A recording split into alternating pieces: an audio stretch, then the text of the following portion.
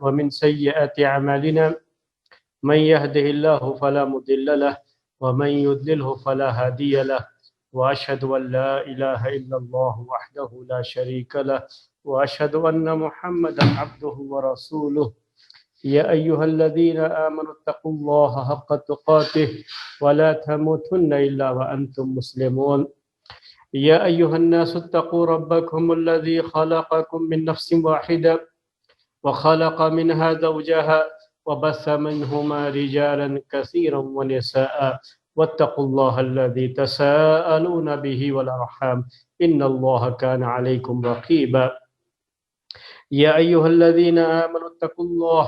وقولوا قولا سديدا يصلح لكم أعمالكم ويغفر لكم ذنوبكم ومن يطع الله ورسوله فقد فاز فوزا عظيما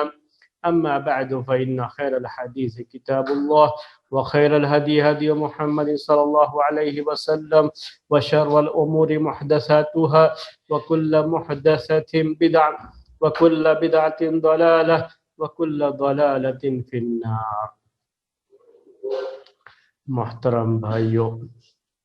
اور معزز خواتین، حج کے مسائل کا ذکر آپ کے سامنے چل رہا ہے اور حج کے مسائل پیش کیے جا رہے ہیں۔ پچھلے درس میں ہماری بات یہاں تک پہنچی کہ میقات پر پہنچنے کے بعد حج کی نیت کرتے ہیں یا عمرہ کرنے جا رہے ہیں تو عمرے کی نیت کرتے ہیں۔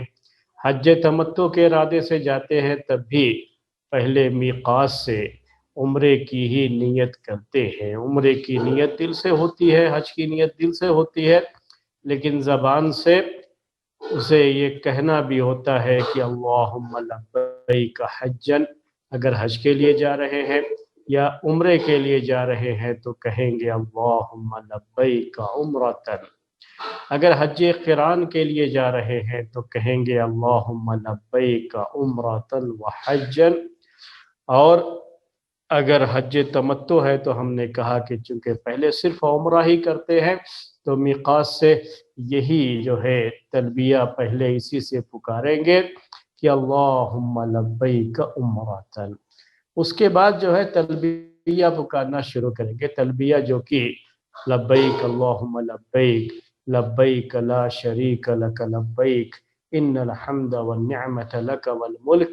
لا شریک لک، جو تلبیہ ہے وہ تلبیہ پکاریں گے۔ اسی تلبیہ کے تعلق سے بات آپ کے سامنے پچھلے درس میں چل رہی تھی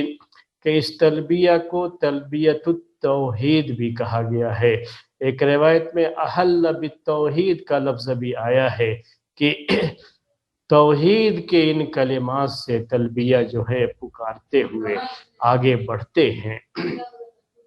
اس زمانے میں سفر جن سواریوں پر ہوا کرتا تھا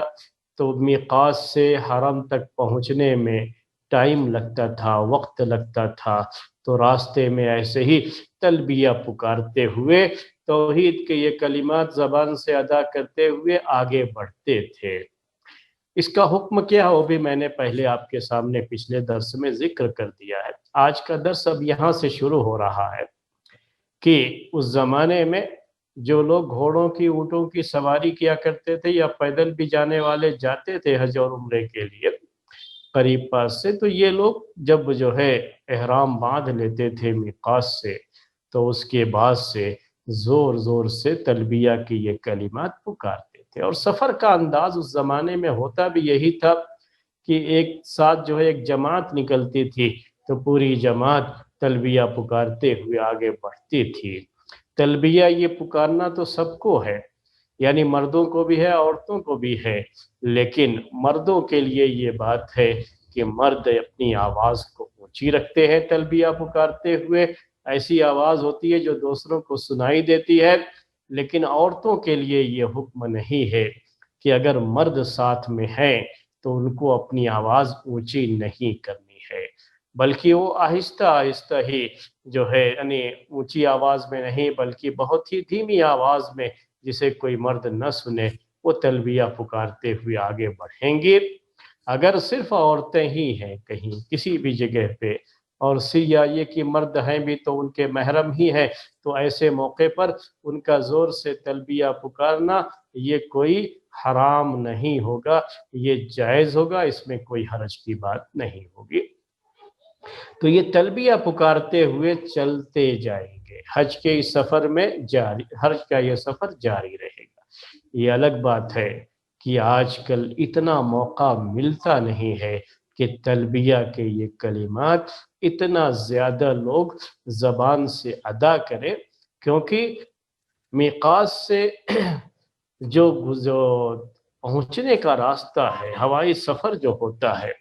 وہ بہت جلدی طے ہو جاتا ہے، جدہ کے ایئرپورٹ پر بہت جلدی پہنچ جاتے ہیں،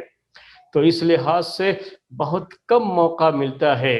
جو لوگ ہوائی جہاز سے سفر کر کے جاتے ہیں، راستے میں تلبیہ پکارنے کا موقع بہت کم ہوتا ہے، 4 دن 5 دن راستے میں سفر میں لگتا تھا، تو اسی لحاظ سے پڑاؤ بھی کرتے تھے، آگے بڑھتے رہتے تھے، تلبیہ بار بار پکارتے رہتے تھے، تو وہ جو منظر ہوا کرتا تھا اس زمانے کا، وہ منظر جو ہے آج کے اس دور میں کہاں نظر آئے گا آپ کو۔ بلکہ جو ہے اب تو یہ مسئلہ ہو گیا ہے کہ جو لوگ ہوائی جہاز سے سفر کر کے جاتے ہیں اور تلبیہ پکارتے ہوئے اگر اس میں جائیں بھی تک، تو بہت کم موقع ملتا ہے ہوائی جہاز میں تلبیہ کے تعلق سے، پکارنے کے لیے بہت کم ٹائم ملتا ہے کیونکہ بہت جلدی پہنچ جاتے ہیں۔ لیکن ایک دوسری پریشانی بھی ہے کہ وہ روحانی منظر نہیں ہوتا ہے ہوائی جہاز کے اندر، ایروپلین میں، وہ روحانی منظر تو ہوتا نہیں ہے کہ آدمی تلبیہ پکارے بھی تو اس کے اندر ڈوب کر کے جو ہے، جو زبان سے کلمات ادا کرتے ہیں تلبیہ کے یہ کلمات، ان الحمد والنعمت لک والملک، یہ جو زبان سے ادا کرتے ہیں اور یہ توحید کے جو کلمات ادا کرتے ہیں، یہ دل کی جو گہرائی سے زبان سے ادا ہوتے ہیں الفاظ، تو اس کے لیے وہ روحانی منظر ہوتا ہے۔ یہ منظر آپ کو کہاں نظر آئے گا ایئرپورٹ میں، کہاں نظر آئے گا آپ کو جو ہے ایروپلین میں، ایئرپورٹ پر بھی آپ کو نظر نہیں آئے گا۔ کیوں نہیں نظر آئے گا؟ کہ جہاں استقبال کے لیے، آپ کے کاموں کے لیے ایئر ہوسٹس ہوتی ہیں اور بہت کم لباس پہنے ہوئے یہ عورتیں ہوتی ہیں۔ بہت پہلے یہ باتیں آئی تھیں، ایک مرتبہ لوگ جو ہے یہ بات ذکر کر رہے تھے کہ کم سے کم عمرے اور حج کے لیے جو فلائٹیں جاتی ہیں اس میں تو یہ عورتیں ایئر ہوسٹس نہیں ہونی چاہیے، جو ہے یہ جو کم سے کم یہ چیز تو ہونا چاہیے، کم سے کم اس کا تو خیال ہونا چاہیے، اور اس طرح کا جو ہے نظم کر دیا جائے کہ اس میں جو بھی ضرورت کے لیے لوگ وہاں خدمت کے لیے ہوں، صرف مرد ہی ہوں، تو یہ انتظام ہو سکتا تھا، لیکن انتظام بہرحال یہ نہیں ہے۔ اور دنیا کی جتنی بھی فلائٹیں جاتی ہیں، خود سعودی فلائٹ میں بھی اگر آپ حج اور عمرے کی نیت سے جا رہے ہیں، احرام باندھے ہوئے ہیں، تو آپ کو اس میں بھی ویسا کوئی روحانی منظر نظر نہیں آئے گا۔ ایئرپورٹ پر جائیں گے تو سب جگہ وہی حال ہے، جدہ کے ایئرپورٹ پر اتریں گے تو وہاں پر بھی حال یہی ہے کہ ہر طرف آپ کو جو مادیت کا جو ہے غلبہ اور مادی چیزیں، یہاں تک کہ جو ہے عورتیں اور بے پردہ عورتیں اور اس طرح سے کام کرنے والی یہ عورتیں، وہاں پر بھی جو ہے وہاں پر ایئرپورٹ پر بھی آپ کو ہر جگہ ان سے سامنا پڑے گا۔ وہ روحانیت آپ کو کہیں نظر نہیں آئے گی جو کسی زمانے میں لوگ حج اور عمرہ کرنے جاتے تھے، اور ان کو جب یہ تلبیہ وغیرہ پکارتے تھے تو جس طرح کا روحانی منظر ہوتا تھا، وہ منظر اب جو ہے آپ کو نظر نہیں آئے۔ بہرحال تو میں یہ تلبیہ کے جو کلمات تھے اس کے بارے میں باتیں پچھلے درس میں آپ کے سامنے ذکر کیا تھا۔ بات یہ آئی تھی کہ لبیک اللہم لبیک لبیک لا شریک لک لبیک، یہاں تک بات آپ کے سامنے آ گئی تھی، لا شریک لک لبیک۔ لبیک کا معنی بھی میں نے آپ کے سامنے بیان کر دیا تھا، اور تلبیہ کے بارے میں میں نے آپ کو یہ بھی بتایا کہ یہ اونچی آواز سے اس کو پکارتے رہنا ہے اور یہ چیز جو ہے جاری رہنا چاہیے۔ بعض حدیثوں میں اس کا ذکر بھی ہے کہ اللہ کے رسول صلی اللہ علیہ وسلم کہتے ہیں کہ مجھے حکم دیا، جبرائیل علیہ السلام میرے پاس آئے اور مجھے حکم دیا کہ میں اپنے ساتھیوں سے کہہ دوں کہ وہ اپنی آواز کو اونچی کریں، اونچی آواز سے حج اور عمرے کی نیت بھی کریں اور تلبیہ کے یہ کلمات پکارتے رہیں۔ تو یہ صائب بن خلاد حدیث کے راوی ہیں، وہ کہتے ہیں کہ اللہ کے رسول صلی اللہ علیہ وسلم نے ارشاد فرمایا، اتانی جبریل فامرنی ان آمر اصحابی،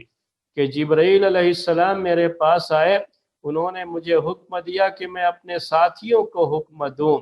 کہ وہ اپنی آواز کو اونچی کریں، ان یرفعوا اصواتهم بالاحلال والتلبیہ، کہ وہ اپنی آواز کو اونچی کریں جب وہ تلبیہ کے یہ کلمات پکار رہے ہیں، حج اور عمرے کی نیت کر رہے ہیں، تو زور سے بلند آواز سے تلبیہ کے یہ کلمات پکارتے ہوئے جائیں۔ حدیث یہ مسند احمد میں بھی ہے، جامع ترمذی میں بھی ہے، سنن ابی داؤد میں بھی ہے، سنن نسائی میں بھی ہے، سنن ابن ماجہ میں بھی ہے۔ حدیث یہ صحیح ہے، جس حدیث کو ہم نے آپ کے سامنے پیش کیا، جس میں باقاعدہ اللہ تعالیٰ کی طرف سے یہ حکم لے کر کے جبرائیل علیہ السلام ہمارے پیارے نبی محمد عربی صلی اللہ علیہ وسلم کی خدمت میں حاضر ہوئے اور آپ کو حکم دیا کہ آپ اپنے ساتھیوں کو حکم دیں تلبیہ کے ان کلمات کو اونچی آواز سے کہنے کے تعلق سے۔ تو بات یہ تلبیہ کے کلمات کے تعلق سے ہے، تلبیہ کے ان الفاظ کے تعلق سے ہے۔ تو بات لبیک کی آ گئی آپ کے سامنے، اور اس میں جو یہ کہا گیا کہ لا شریک لک،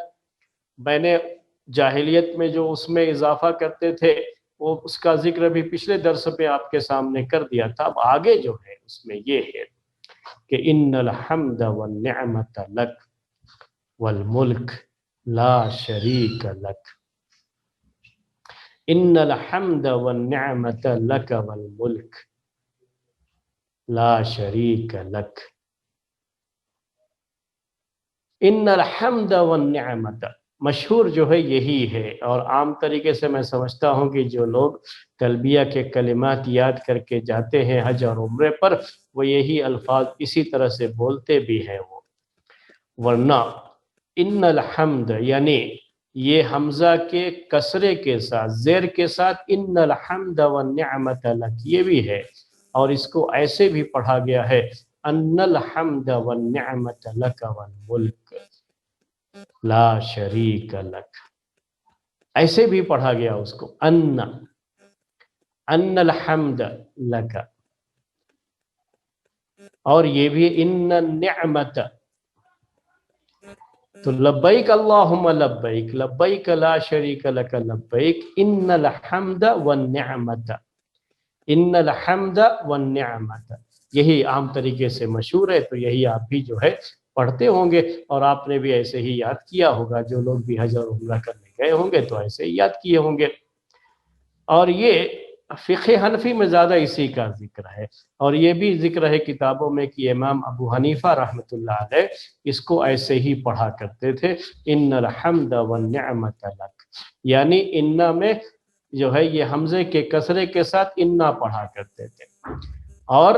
امام شافعی رحمۃ اللہ علیہ کے بارے میں بات آتی ہے کہ وہ انا پڑھتے تھے، ان الحمد والنعمت لک والملک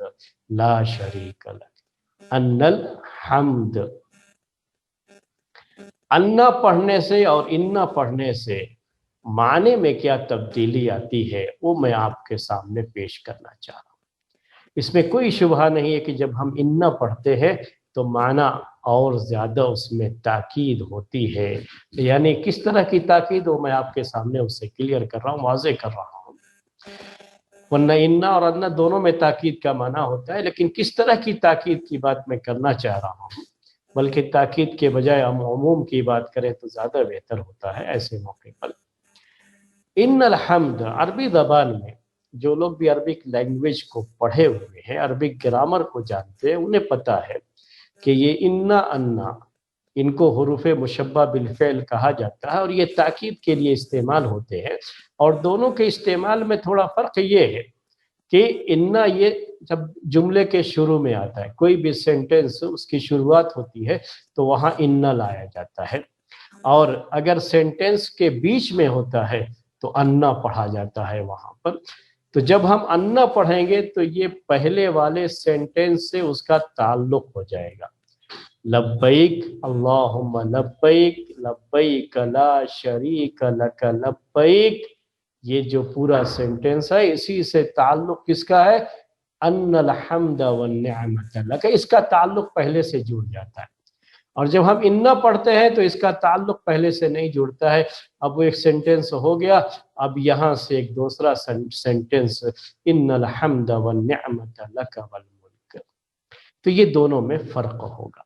اب کیا معنی کیسے بدلے گا اس میں جب ہم اس کو پہلے سے جوڑتے ہیں یا نہیں جوڑتے؟ تو ہم پہلے لبیک کا معنی بیان کر چکے ہیں آپ کے سامنے کہ لبیک اللہم لبیک، اے اللہ میں تیری بارگاہ میں حاضر ہو رہا ہوں. اور جو اعلان کیا گیا ہے تیرے گھر پہ حاضری دینے کے تعلق سے، میں اس پر جو ہے لبیک کرتے ہوئے، اسے قبول کرتے ہوئے اور تیری اطاعت میں، فرما برداری میں اپنی زندگی بسر کرنے کے وعدے کے ساتھ میں حاضر ہو رہا ہوں. لبیک اللہم لبیک. پھر اس کے بعد ہے ان الحمد والنعمت لک. یہ کیوں ہے؟ ایسا کیوں ہے کہ ہم یہ تلبیہ کے کلمات پکار رہے ہیں؟ ایسا کیوں ہے کہ ہم اپنے رب کے دربار میں حاضری دے رہے ہیں؟ ایسا کیوں ہے اپنے رب کے گھر کی زیارت کرنے کے لیے جا رہے ہیں؟ ایسا کیوں ہے؟ اس کا یہ سبب ہے، اس کا یہ ریزن ہے کہ ان الحمد والنعمت لک، کہ اے اللہ ساری تعریف، ہر طرح کی تعریف، ساری تعریف یہ صرف اور صرف تیرے لیے ہے، اور نعمتیں بھی سب کی سب تیری طرف سے ہیں. تو لبیک کہنے کا ریزن یہ بتایا گیا، اسی سے جڑا ہوا ہے یہ کہ اس لیے جو ہے ایسا کر رہے ہیں ہم، یہ اطاعت اور فرما برداری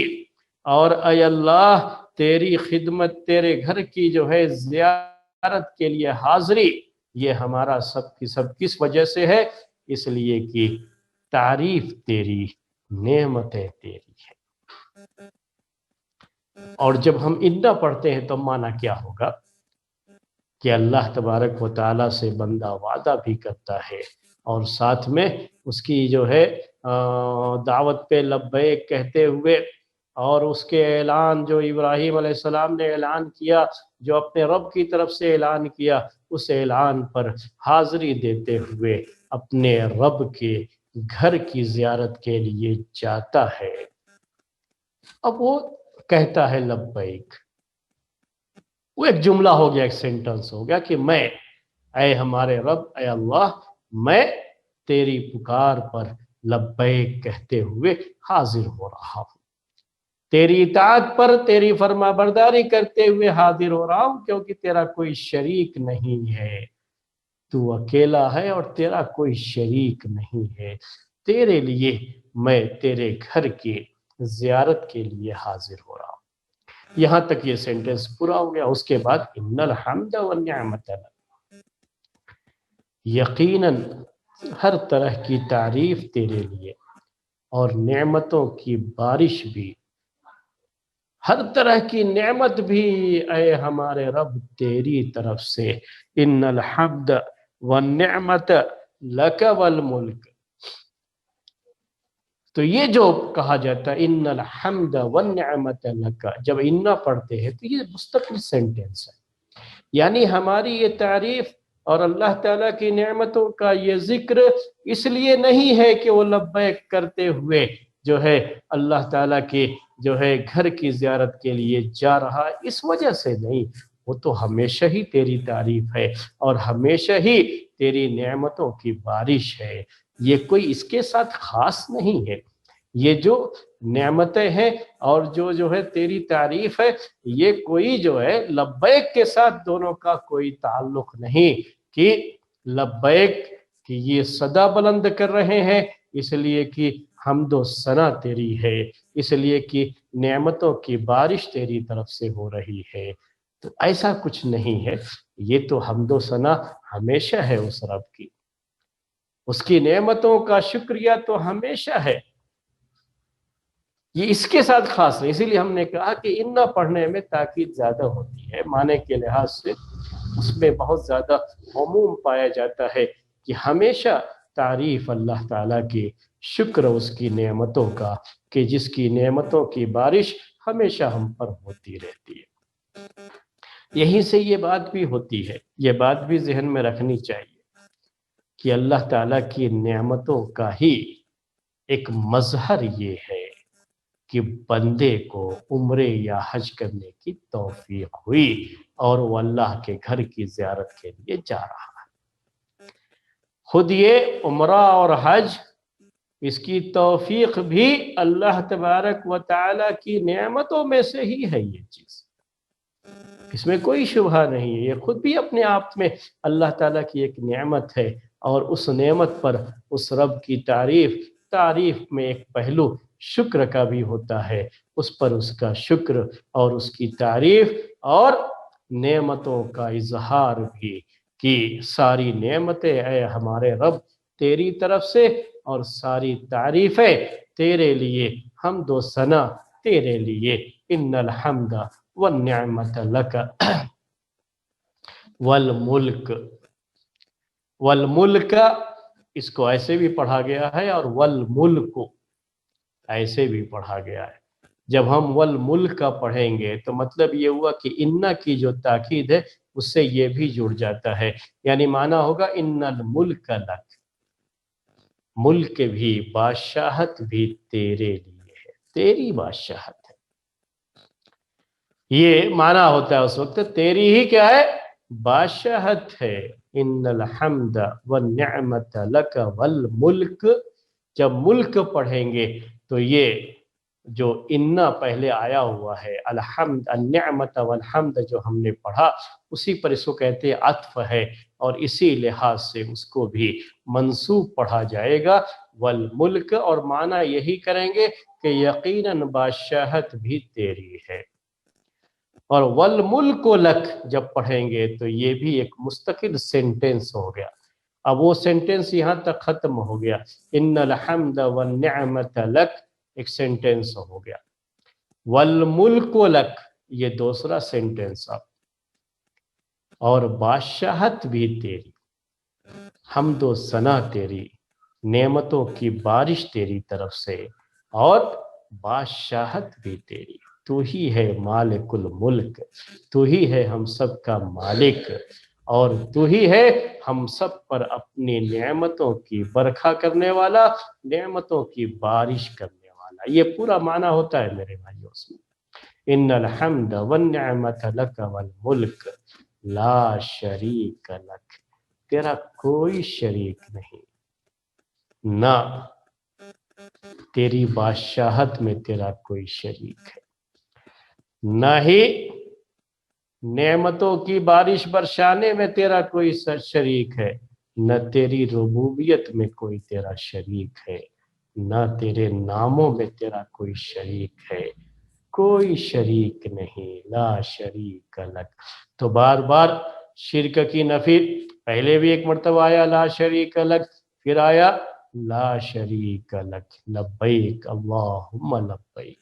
लब्बैक ला शरीक लक लब्बैक, इन्नल हम्द वन निअमत लक वल मुल्क ला शरीक लक। इस तरीके से ये जो है तौहीद के ये कलिमात अपने ज़बान से अदा करते हुए आगे बढ़ते हैं, तलबिया के ये कलिमात पुकारते हुए जाना चाहिए। अल्लाहु अकबर भी बाज़ सहाबा रास्ते में कहते थे। एक दूसरी हदीस में ये बात भी आई है कि फमिन्नल मुलब्बी व मिन्नल मुकब्बिर,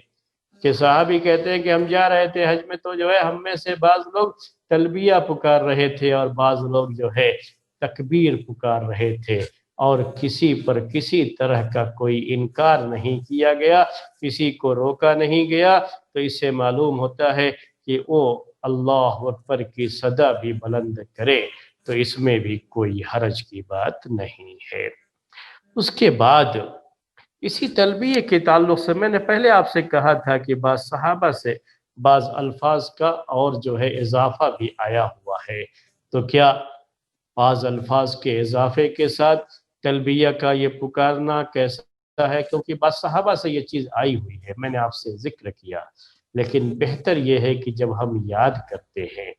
تو اتنا ہی یاد کریں جتنا ہمارے پیارے نبی صلی اللہ علیہ وسلم سے ثابت ہے۔ جو عربی زبان جانتے ہیں تو عربی میں ان کی زبان سے مزید اور اللہ تعالیٰ کی تعریف، حمد و ثنا اور اس کی توحید کو ظاہر کرتے ہوئے کچھ اور الفاظ بھی نکل جائے تو کوئی مسئلہ نہیں ہے، کیونکہ بعض صحابہ سے اس طرح کی باتیں جو ہے ثابت ہیں، جو ہم نے آپ کے سامنے پیش بھی کیا تھا، ذکر بھی کیا تھا۔ جیسے عمر رضی اللہ تعالی عنہ کے بارے میں یہ آتا ہے کہ وہ اپنی تلبیے میں یہ الفاظ جو ہے ان کی تلبیے میں زیادہ ہوتے تھے، لبیک مرغوبا و مرغوبا الیک ذی النعماء والفضل الحسن، کہ حاضر ہیں ہم تیری اطاعت اور فرما برداری کا، ہم جو ہے وعدہ کرتے ہیں اور عہد کرتے ہیں، رغبت کرتے ہوئے تیرے ثواب میں، تیری ثواب کی امید کرتے ہوئے، رغبت کرتے ہوئے اور تیرے عذاب سے ڈرتے ہوئے۔ تو نعمتوں والا ہے، اچھے فضل والا ہے۔ تو اس طرح کے الفاظ جو عربی زبان جانتے ہیں ان سے کبھی اس طرح کے بعض الفاظ زیادہ بھی ہو سکتے ہیں، اللہ تعالیٰ کی حمد و ثنا میں اور کچھ الفاظ بڑھ جائے تو اتنا مسئلہ نہیں، لیکن جب یاد کرنا ہے تو ہمیشہ یاد وہی کرنا چاہیے جو ہمارے پیارے نبی صلی اللہ علیہ وسلم سے ثابت ہے، اور اسی پر اکتفا بھی کرنا چاہیے۔ اب تلبیہ کے بارے میں ایک بات یہ بھی ہے بعض روایتوں میں کہ تلبیہ پکارتے ہوئے جب تلبیہ پکار لیتے تھے، تلبیہ ختم کرتے تھے، تلبیہ سے فارغ ہوتے تھے تو اللہ کے رسول صلی اللہ علیہ وسلم اللہ تبارک و تعالی سے جو ہے اس کی رضامندی اور جنت کی دعا کرتے تھے اور جنت طلب کرتے تھے، اور اللہ تعالیٰ کی رحمت سے، اللہ تعالیٰ کی رحمت کو طلب کرتے ہوئے جہنم کے عذاب سے پناہ طلب کرتے تھے۔ اس طرح کی باتیں، دعا کرنے کے تعلق سے باتیں یہ بعض روایتوں میں آئی ہوئی ہیں، تو ہم چاہتے ہیں کہ ان روایتوں کا ذکر بھی آپ کے سامنے کر دیں تو یہ فائدے سے خالی نہیں ہوگا۔ خزیمہ بن ثابت ایک مشہور صحابی ہیں، وہ نبی صلی اللہ علیہ وسلم سے روایت کرتے ہوئے کہتے ہیں کہ انہو کان اذا فرغ من تلبیتہ سأل اللہ عز وجل رضوانہ والجنہ، کہ جب اللہ کے رسول صلی اللہ علیہ وسلم اپنے تلبیہ سے فارغ ہوتے، تلبیہ کہہ کر کے فارغ ہوتے تو اللہ تبارک و تعالی سے اس کی رضامندی، اس کی خوشنودی اور جنت کا سوال کرتے تھے، جنت مانگتے تھے، جنت کی دعائیں کرتے تھے، اور واستعاذ برحمتہ من النار، اور اللہ تعالیٰ کی رحمت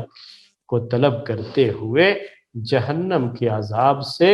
چھٹکارے کے لیے دعا کرتے یا جہنم کے عذاب سے پناہ طلب کرتے تھے، اللہ تعالیٰ کی رحمت اور اللہ تعالیٰ سے جو ہے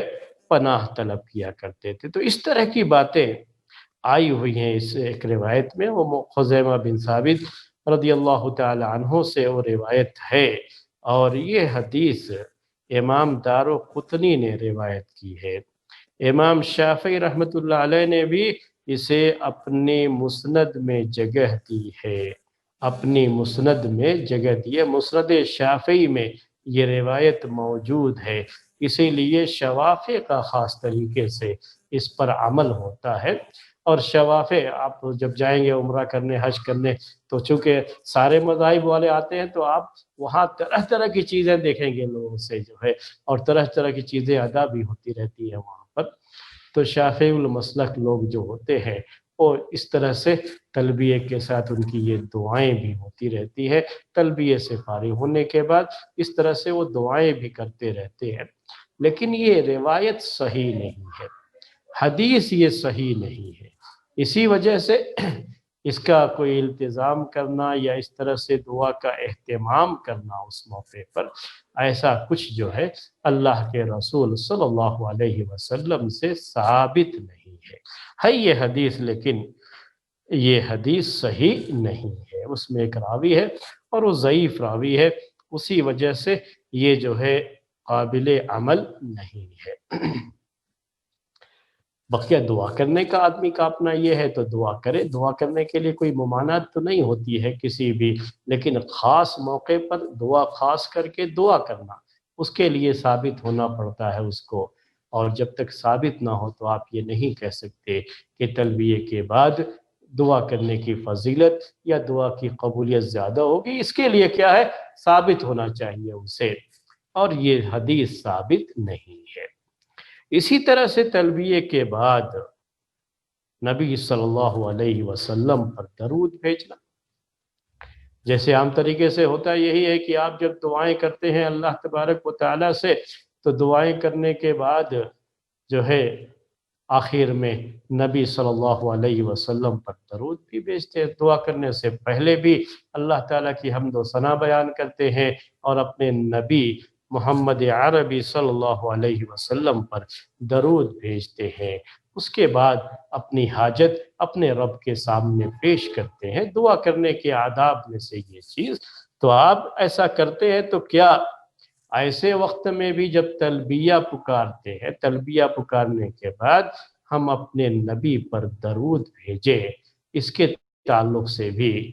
امام دارقطنی رحمۃ اللہ علیہ نے ایک جو ہے بات ذکر کی ہے۔ قاسم بن محمد یہ کہتے ہیں کہ کان یستحب للرجل اذا فرغ من تلبیتہ ان یصلی علی النبی صلی اللہ علیہ وسلم، کہ قاسم بن محمد کہتے ہیں کہ مستحب ہے آدمی کے لیے، مستحب ہے جو ہے شخص کے لیے کہ جب وہ تلبیہ سے فارغ ہو جائے تو نبی صلی اللہ علیہ وسلم پر درود بھیجے، یہ مستحب ہے اس کے لیے۔ امام دارقطنی نے اس کو روایت کیا ہے، لیکن یہ روایت بھی صحیح نہیں ہے، یہ روایت بھی اس کی بھی سند ضعیف ہے، اور ضعیف ہونے کی وجہ سے یہ بھی قابل عمل نہیں ہے۔ تو تلبیہ پکارتے، اب خلاصہ کیا نکلا کہ یہ تلبیہ پکارتے ہوئے میقات سے تلبیہ پکارنے کا سلسلہ جو شروع ہوگا، چاہے عمرہ کرنے جا رہے ہوں یا حج کرنے جا رہے ہوں، جب میقات سے تلبیہ پکارنے کا یہ سلسلہ شروع ہوا تو یہ سلسلہ چلتا رہے گا، اور تلبیہ کے ان کلمات سے وہاں کی فضائیں گونجتی رہیں گی، خاص طریقے سے جب زمینی سفر ہوتا ہے، اور زمینی سفر میں لوگوں کے پاس موقع زیادہ ہوتا ہے، وقت زیادہ ہوتا ہے، اور جماعت کی شکل میں جاتے ہیں تو تلبیہ پکارتے ہوئے سب جو ہے تلبیہ پکار رہے ہیں، ایک آواز بھی ہوتی ہے، اور وہ سارے علاقے گواہ بن جاتے ہیں اس شخص کے لیے، عمرہ کرنے والے کے لیے، حج کرنے والے کے لیے، کہ اللہ کے اس بندے نے اس علاقے سے گزرتے ہوئے توحید کے یہ نغمات، توحید کے یہ کلمات اپنی زبان سے ادا کرتے ہوئے اللہ کا بندہ یہاں سے گزرا ہوا ہے، تو وہاں کے چپے چپے اس کے لیے گواہ بن جائیں گے۔ تو یہ چیز ہے، یہ جو ہے معاملہ ہے جو اس سلسلے میں جو ہے بات ہم نے آپ کے سامنے ذکر کی۔ یہ تلبیہ پکارنے کے تعلق سے میرے بھائیوں اب بات تھی، تلبیہ کب تک پکارتے رہیں گے؟ اب جا رہے ہیں، اب تو آپ جانتے ہیں کہ آج کل صورتحال یہ ہو گئی کہ بہت جلدی پہنچ جاتے ہیں، اور جو لوگ ایروپلین سے جاتے ہیں انہیں تو جدہ کے ہوائی اڈے پر اترنا پڑتا ہے، وہاں کے ایئرپورٹ پہ اترنا پڑتا ہے، اور وہاں سے پھر دوسری سواری سے ان کو مکہ جانا ہوتا ہے۔ تو مکہ پہنچنے تک، مسجد حرام تک پہنچنے تک تلبیہ کا پکارنا جاری رہے گا۔ تھوڑا سا یہ اختلاف ہے کہ اللہ کے گھر کے پاس پہنچ کر کے ہی تلبیہ پکارنا چھوڑ دیں گے، یا حجر اسود کے پاس پہنچ کر کے وہاں سے تلبیہ پکارنا چھوڑ دیں گے۔ وہاں سے اب وہ جو ہے حجر اسود کو چومنا ہے، چھونا ہے، اور وہاں سے طواف اسٹارٹ کرنا ہے، تو یہ جو سلسلہ شروع ہو جائے گا تو اب یہاں تلبیہ وہاں تک جو ہے وہیں سے ختم ہو جاتا ہے، لیکن تھوڑے سے اختلاف کے ساتھ کہ اللہ کے گھر پر نظر پڑتے ہی تلبیہ پکارنا چھوڑ دیں گے، یا یہ کہ جو ہے پکارتے رہیں گے یہاں تک کہ پہنچ جائے مطاف تک۔ اب تو بالکل حجر اسود تک پہنچنا تو ذرا مشکل ہوتا ہے، ورنہ ہم یہ کہتے کہ حجر اسود تک پہنچ گئے تو وہاں پہنچ کر کے تلبیہ پکارنا چھوڑ دیں گے۔ اب تو یہ کہا جا سکتا ہے کہ جب طواف کے لیے وہاں پہنچ گئے تو اب تلبیہ پکارنا وہاں سے چھوڑ دیں گے۔ یہ عمرہ کرنے والوں کے لیے، حج کرنے والوں کے لیے، لیکن جو لوگ ابھی اس کے بعد پھر ابھی عمرہ کر کے حج تمتع کرنے والے، ان کو پھر سے حج کا احرام باندھنا ہوتا ہے، اور جو حج افراد کرنے والے ہیں یا حج قران کرنے والے ہیں وہ تو احرام کی حالت میں ہی رہیں گے۔ تو جب یوم الترویہ کو دوبارہ پھر مکے سے منی کی طرف جاتے ہیں اور حج کے احکام وہاں سے شروع ہوتے ہیں تو پھر سے وہ تلبیہ پکارنے کا سلسلہ شروع ہو جائے گا، یاد رکھیے۔ تو جو حج تمتع کرنے والے ہیں وہ تو نئے سرے سے احرام باندھتے ہیں، حج کی نیت کرتے ہیں اور لبیک اللہم حجن وہاں سے بول کر کے اب پھر سے تلبیہ پکارتے ہوئے بنا جائیں گے، اور یہ سلسلہ تلبیہ پکارنے کا 8 ذی الحجہ سے پھر سے شروع ہو جائے گا، اور جب تک جمرہ عقبہ کو رمی نہ کر، یعنی جمرہ عقبہ کے بعد آ جائے، یہ 10ویں ذی الحجہ کو ہوتا ہے جسے ہم یوم النحر کہتے ہیں، قربانی کا دن۔ وہ کنکڑی مارنے کے لیے وہاں آ گئے، تب جو ہے وہاں سے تلبیہ پکارنے کا یہ سلسلہ ختم ہوگا۔ حج کے احکام میں یہ بات ذہن میں رکھیے۔ یہ عمرے کی بات تھی کہ مکہ پہنچتے ہی جیسے ہی اللہ کے گھر کے پاس پہنچے اور طواف کے سلسلے کو اب شروع کرنا ہے تو یہ تلبیہ کا پکارنا بھی وہاں سے بند ہو جاتا ہے۔ تلبیہ یہ راستے کے لیے ہے، وہاں تک پہنچنے کے لیے ہے۔ وہاں پہنچ گئے تو اب تلبیہ نہ پکار کر کے اب وہاں باقاعدہ حجر اسود کو چومنا، حجر اسود سے متعلق جو احکام ہیں، پھر اس کے بعد طواف کی جو شروعات ہے، طواف کے جو احکام ہیں وہ آپ کے سامنے ذکر کیے جائیں گے۔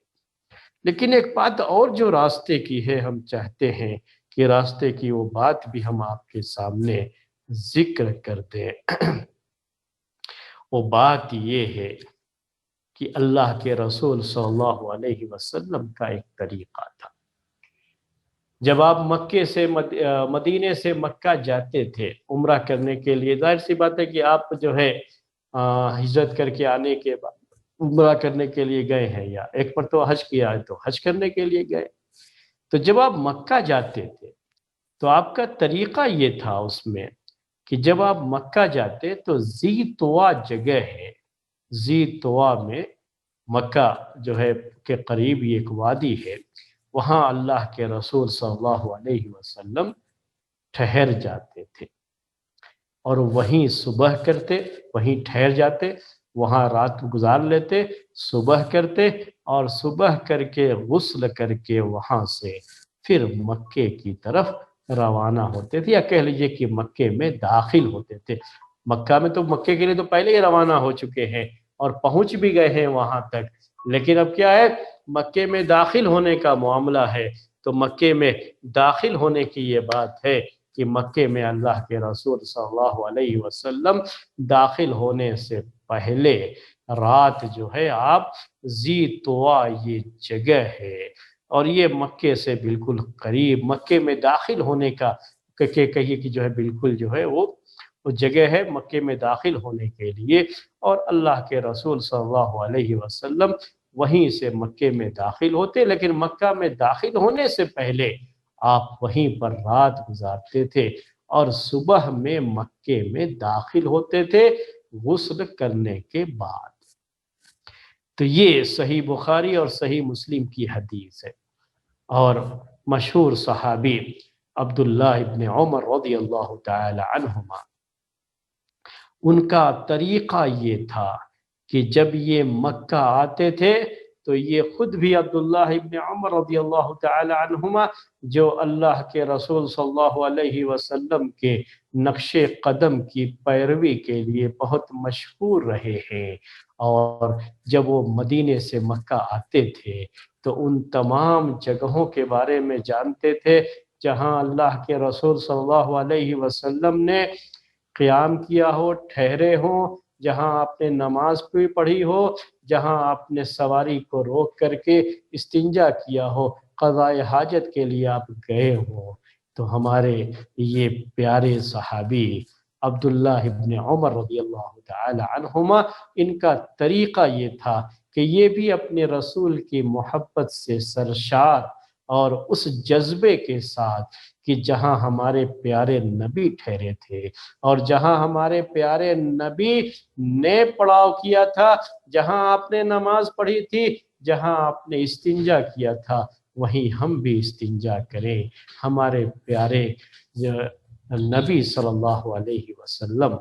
سے محبت کا ایک تقاضا یہ بھی ہے، اور اس تقاضے کو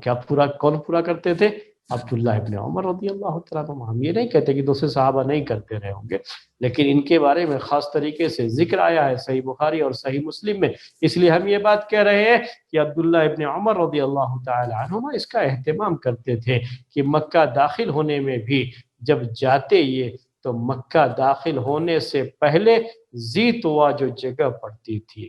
ابھی جو ہے وہاں پہ ایک جو ہے کیا کہتے ہیں آپ کو، پیدائش جہاں پہ ہوتی ہے، عورتوں کو پیدائش کرائی جاتی ہے، اس کا جو ہاسپٹل جو ہے وہاں پہ ایک ہاسپٹل ہے، اور جو ہے وہیں پر جو ہے ابھی بھی جو ہے کنواں جسے طویٰ کہا جاتا ہے، بیر طویٰ کہا جاتا ہے، وہ موجود ہے۔ تو یہ ساری چیزیں جو ہے وہ جگہ جو ہے معروف ہے لوگوں کے لیے کہ یہ کون سی جگہ ہے یہ ذی طویٰ، اور وہاں پر رک کر کے اللہ کے رسول صلی اللہ علیہ وسلم پھر مکے میں داخل ہوتے تھے اور غسل کر کے مکہ جاتے تھے۔ یہ دو چیزیں ہیں اس میں، ایک کیا ہے وہاں رات کو ٹھہر جانا، اور دوسری صبح کا انتظار کرنا، اور دوسری چیز کیا ہے صبح میں غسل کر کے تب مکہ داخل ہونا۔ یعنی ایک تو مکہ داخل ہونے کے لیے صبح کا آپ انتظار کرتے تھے، اور دوسرا کیا ہے کہ غسل کر کے تب مکہ داخل ہوتے تھے۔ تو کیا ہم اس کا جو ہے خیال رکھیں آج کے اس دور میں بھی، اور ہمیں اس کا اہتمام۔ اب تو مسئلہ یہ ہے کہ جیسے راستے بنے ہوئے ہیں اسی کے لحاظ سے لوگوں کو راستے سے ہی جانا ہوتا ہے، چونکہ اب وہ تو ایسا نہیں ہے کہ اپنی سواری ہے، اونٹ اور گھوڑا ہے، ہم جو ہے جس راستے پر اللہ کے رسول صلی اللہ علیہ وسلم گئے تھے اسی راستے سے گزرتے ہوئے ہم بھی چلے جائیں، ایسا تو ہے نہیں۔ اب تو جو روڈ بنا ہوا ہے اسی روڈ سے نہ جائیں گے، جدہ سے آپ کو مکہ جانا ہے تو جو اس کے لیے روڈ بنا ہوا ہے، جو ہے گاڑیاں لے کر کے جاتی ہیں، کرائے کی گاڑیاں ہو یا آدمی کی اپنی گاڑی ہو، تو اسی راستے سے نہ جائیں گے جہاں پہ روڈ ہے۔ جہاں روڈ نہیں ہے وہاں کیسے گاڑیاں لے کر کے جائیں گے؟ تو اب یہ چیز تو نہیں ہوتی۔ لیکن ایک دوسرا مسئلہ کیا ہے کہ رات میں آپ مکے میں داخل نہیں ہوتے تھے، صبح تک انتظار کرتے تھے، اور صبح تک انتظار کر کے غسل کر کے تب مکے میں داخل ہوتے تھے۔ تو کیا اس سے ہم یہ مسئلہ جو ہے مستنبط کر سکتے ہیں کہ مکہ داخل ہونے سے پہلے راستے سے جو گرد و غبار، ظاہر سی بات ہے کہ سفر کر کے جاتے ہیں تو سفر کا اثر ہوتا ہے جسم پر، ایک تھکان سی ہوتی ہے، اور جب غسل کر لیتے ہیں تو طبیعت میں بہت حد تک نشاط آ جاتی ہے، ایکٹیونیس جسے آپ کہتے ہیں۔ تو طبیعت میں وہ نشاط، وہ جو ہے ایکٹیونیس جو ہے یہ لوٹ آتا۔ تو یہ چیز اس کے لیے غسل کر کے تب مکہ جائے، تو یہ کیونکہ جا کر کے عمرہ کرنا ہے، اللہ تعالیٰ کی اس عبادت میں مشغول رہنا ہے، اور بڑی محنت کا کام ہے، وہ بھی بڑی مشقت کا کام ہے، خاص طریقے سے آج کے اس زمانے میں۔ تو کیوں نہ پہلے ہم تھوڑا فریش ہو کر کے، آج کے زمانے میں کیا کہا جاتا ہے، اس کو غسل کر لیا تو ذرا فریش ہو جائے پہلے، اس کے بعد جائیں گے۔ ہم اپنے رسول کی محبت میں، اپنے رسول کی سنت کی اتباع میں ہم یہ کہہ سکتے ہیں کہ غسل کر کے مکے میں داخل ہو۔ تو اس سے ہم ظاہری طہارت، نظافت کے لیے طہارت کے بجائے نظافت، صفائی، جسم کی صفائی کے ساتھ اور اچھی طرح سے نہا دھو کر کے وہاں سے مکہ شہر میں داخل ہوں، اللہ کے اس گھر کے لیے جس گھر کی زیارت کے قصد سے اپنے گھر سے تلبیہ کے یہ کلمات پکارتے ہوئے جائیں تو ذرا ڈھنگ سے جائیں وہاں پر تو تھوڑا صاف ستھرے بن کر کے جائیں۔ ہمیں تو معمولی اپنے کہیں جاتے ہم کسی کام کے لیے تو کہتے تھوڑا فریش ہو کر کے جائیں، تھکے تھکائے نہیں جانا چاہتے، اچھی طرح سے نہا دھو کر کے، ایک معمولی دعوت میں بھی جانا ہو تب بھی بڑا نہا دھو کر کے جاتے، اللہ کے گھر کے لیے جا رہے ہیں تو تھوڑا اس طرح سے صفائی کا خیال کر کے نہا دھو کر کے تب جائیں اللہ کے گھر میں، تو کتنی اچھی بات ہوگی۔ لیکن یہاں مکہ داخل ہونے کا جو مسئلہ ہے وہ بات تو نہیں ہو پائے گی، کیونکہ ابھی تو ہم نے آپ سے کہا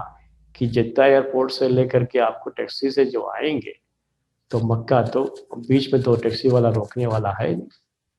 کہ مکہ جہاں سے شروع ہو رہا ہے اس کے پہلے رک کر کے غسل وغیرہ کر کے کہیں تب جو ہے ہم مکہ جائیں، وہ کہاں کرنے والا ہے ایسا،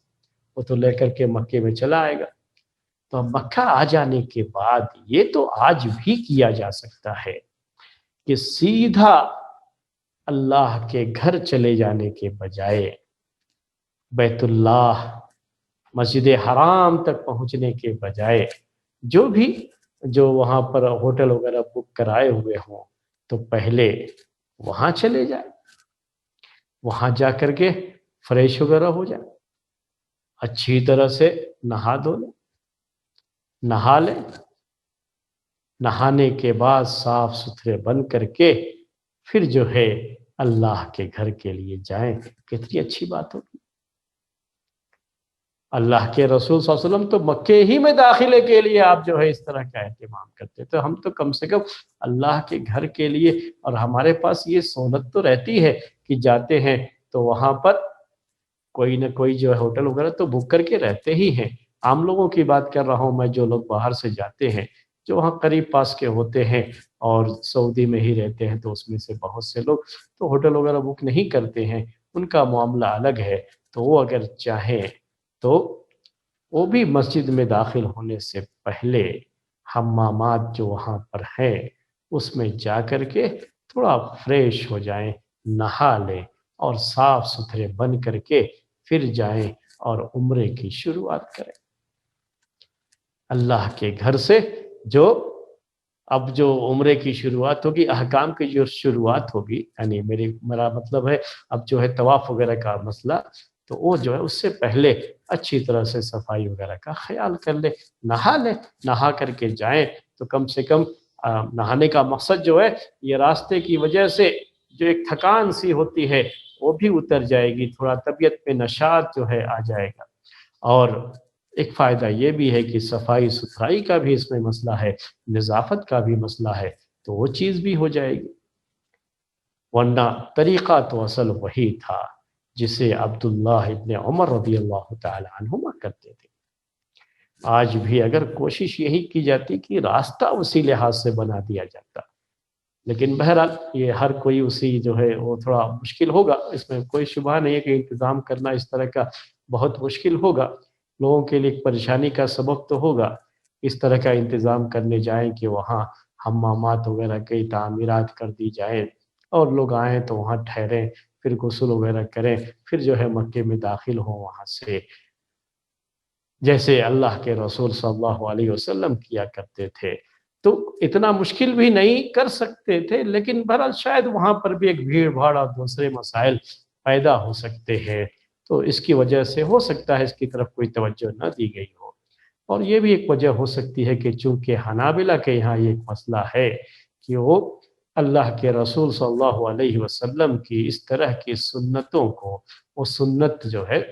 عمل والی سنت نہیں مانتے، بلکہ یہ کہ یہ کہتے ہیں کہ یہ تو اللہ کے رسول صلی اللہ علیہ وسلم نے اپنی جو ان کے لیے جو آسانی تھی مکے میں داخل ہونے کے تعلق سے، اس کے لیے آپ نے کیا ہے، اور یہ اس کا تعلق مناسک سے نہیں ہوتا، اس کا تعلق ان سنتوں سے نہیں ہے جن سنتوں کی پیروی کی جاتی ہے اور جن سنتوں میں ہم اپنے رسول کا اتباع کرتے ہیں۔ تو یہ جو ہے ان کے یہاں ایک خاص جو ہے یہ معاملہ ہے، اس طرح سے وہ لوگ اس طرح کی باتوں کا اور کاموں کا اہتمام نہیں کیا کرتے۔ تو بہرحال عبداللہ ابن عمر رضی اللہ تعالیٰ عنہما سے یہ بات ثابت ہے، اور میں نے آپ سے کہا کہ علماء اہل حدیث عام طریقے سے اور امام بخاری رحمۃ اللہ علیہ خاص طریقے سے عبداللہ ابن عمر رضی اللہ تعالیٰ عنہما کے جو عمل ہوتے تھے، کیونکہ وہ بڑی شدت کے ساتھ اپنے رسول کی سنتوں کی پابندی کرتے تھے، تو اس کی پابندی ہم بھی کریں تو ایک اچھی چیز ہے، اور ہمیں اللہ تعالیٰ کی ذات سے یہ امید بھی ہے کہ اللہ تعالیٰ اس پر ہمیں اجر و ثواب سے نوازے گا، اور یہ چیز ہو تو بہرحال بہتر ہے۔ اب صبح میں داخل ہونے کا معاملہ عام طریقے سے صبح میں داخل ہوں مکے میں، اب سب لوگ اسی ٹائم داخل ہوں تو بھی شاید لوگوں کے لیے پریشانی ہو سکتی ہے۔ اب تو بھیڑ بھاڑ چونکہ بہت زیادہ ہو رہی ہے، اور اس لیے کوئی ایک خاص ٹائم ہی سب لوگ داخل ہوں تو اس ٹائم میں مزید بھیڑ ہو جانے کا اندیشہ یقیناً رہے گا۔ تو اس لحاظ سے عام دنوں میں تو چلو کوئی بات نہیں ہے، اس سنت پر عمل کرتے ہوئے، اس کا خیال کرتے ہوئے صبح صبح جو ہے جائیں، جو ہے اس کے لیے کوشش کریں تو کوئی حرج کی بات نہیں۔ لیکن جو بھیڑ کے ٹائم ہوتے ہیں اس وقت اس طرح کا کوئی انتظار بہرحال بہتر نہیں ہوگا، آج کے اس دور کے لحاظ سے اور عمل کے لحاظ سے وہ مشکل ہو سکتا ہے۔ اس لیے اس وقت کیا ہوگا ان کے لیے، بہتر یہی رہے گا کہ وہ لوگ جیسا ان کے لیے جیسی سہولت ہے مکے میں داخل ہونے کی، اور جس طریقے سے ان کی فلائٹیں پہنچ رہی ہیں اسی لحاظ سے وہ مکے میں داخل ہو جائیں، اور جو ہے اسی لحاظ سے وہ اپنی عبادت کا یہ سلسلہ شروع کر لیں، ان کے لیے وہ مناسب رہے گا۔ تو یہ کیوں اللہ کے رسول صلی اللہ علیہ وسلم صبح میں داخل ہوتے تھے، صبح میں جاتے تھے، اس کے کئی فائدے تھے۔ ایک تو فائدہ میں نے آپ سے کہا کہ رات میں اچھی طرح سے وہیں پہ سو لیں گے، آرام کر لیں گے، صبح میں نہا کر کے جائیں گے تو طبیعت میں ایک نشاط بھی ہے، جو ایکٹیونیس جو آئے گا تو عبادت کرنے کا مزہ کچھ اور ہی رہے گا۔ طواف کرنا ہے، سعی کرنا ہے صفا مروہ کے درمیان، تو وہ جو اس کی عبادت کی جو لذت ہوگی وہ لذت اور زیادہ ہوگی۔ تو ایک فائدہ تو یہی ہے۔ دوسرا فائدہ اس کا یہ ہے کہ جیسے آپ یہ سنتے رہتے ہیں کہ صبح کے وقت میں برکت بھی زیادہ ہوتی ہے، تو اس لحاظ سے بھی صبح کا اگر اہتمام کیا ہو اللہ کے رسول صلی اللہ علیہ وسلم نے تو یہ بھی ہو سکتا ہے۔ اس زمانے کے لحاظ سے اگر آپ سوچیں تو چونکہ اس زمانے میں لائٹیں نہیں تھیں جیسے آج کل جو ہے یہ آرٹیفیشل لائٹیں ہمارے پاس ہوتی ہیں، اور رات کو بھی ایسا لگتا ہے جیسے دن ہو، تو اس لحاظ سے اگر آپ سوچیں تو یہ بھی ہو سکتا ہے کہ اندھیرے میں مکے میں داخل ہونے کے بجائے اللہ کے رسول صلی اللہ علیہ وسلم نے بہتر یہ سمجھا ہو کہ دن کے اجالا جب ہونا شروع ہو جائے تب جو ہے مکے میں داخل ہو۔ آپ نے اس کو بہتر سمجھاؤ، اور اس لحاظ سے رات میں وہی قیام کر کے آپ صبح میں مکے کے لیے وہاں سے مکہ پھر داخل ہوتے تھے۔ مکہ تو پہنچ ہی گئے ہیں، مکے میں داخل ہوتے تھے آپ۔ تو یہ سب چیزیں جو ہے ہو سکتی ہیں۔ اب یہ چند باتیں ہم نے آپ کے سامنے پیش کی، مکہ پہنچنے کی حد تک جو ہے باتیں آ چکی ہیں آپ کے سامنے۔ اب اس کے بعد مکہ پہنچ کر کے اللہ کے گھر کے پاس جب جائیں گے تو وہاں سے اب جو حج کے یا عمرے کے احکام شروع ہوتے ہیں اس کا ذکر انشاءاللہ آئندہ ہفتے آپ کے سامنے کریں گے۔ اگر کوئی سوال ہو آپ کے ذہن میں اور آپ سوال کرنا چاہیں تو آپ سوال کر سکتے ہیں۔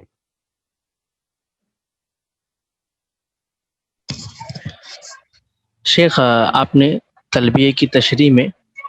ملک کا اعراب بتایا، والملک کو بھی پڑھا جا سکتا ہے، جی ہاں، تو اگر ملک کو پڑھیں گے تو اس کی خبر کیا ہوگی؟ لکا، محذوف ہے وہاں پہ؟ جی ہاں، اصل میں خبر محذوف ہے، اسی سے متعلق ہے، یہ پہلے بھی لکا آیا ہوا ہے نا۔